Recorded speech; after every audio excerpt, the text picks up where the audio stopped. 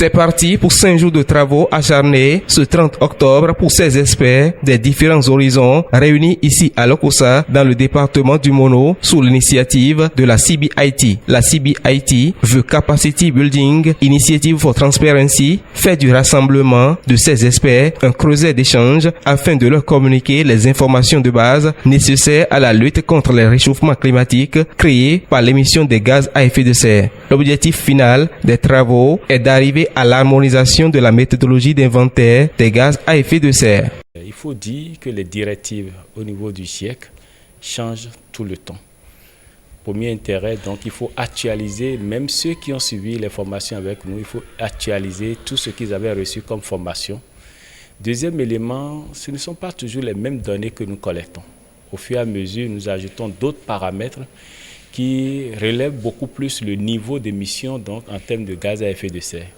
Il faut former sur ces nouveaux paramètres qui ont été identifiés, qui participent au réchauffement climatique et qui sont des paramètres soit ignorés ou soit des paramètres qui n'ont pas été renseignés par le passé parce qu'on n'avait pas les outils nécessaires, on n'avait pas la méthodologie qu'il fallait pour pouvoir les renseigner. Donc l'initiative va beaucoup plus insister sur la transparence climatique, sur la transparence donc relative aux données que nous allons mettre en place et sur les lignes de référence qu'il faut tracer.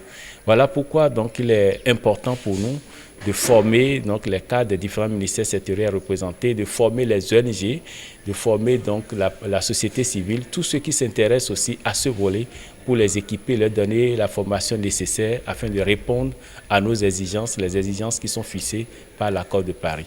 L'atteinte de l'objectif global des travaux initiés par la CBIT passe par plusieurs points. Il s'agit, entre autres, de l'actualisation des acquis des formations antérieures et la communication autour de nouveaux sujets liés à l'émission des gaz à effet de serre. Ce fut aussi l'opportunité pour les acteurs d'aborder le projet 4e communication nationale et le 2e rapport biennal CN4 RBA2. Avec le projet CBIT, on a en fait évalué qu'il y a la véritable nécessité de former les membres des équipes nationales de l'inventaire de gaz à effet de serre, ce qui est dans l'esprit du projet CBIT. On a organisé donc cette formation pour une semaine qui démarre aujourd'hui et qui va se dérouler pour les prochains 5 jours.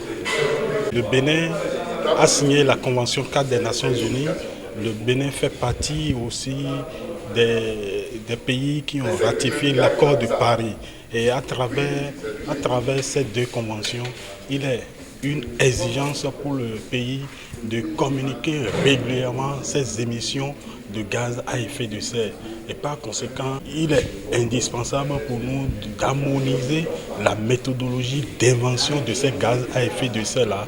Parce que vous savez, ce sont ces gaz à effet de serre qui sont responsables du réchauffement climatique.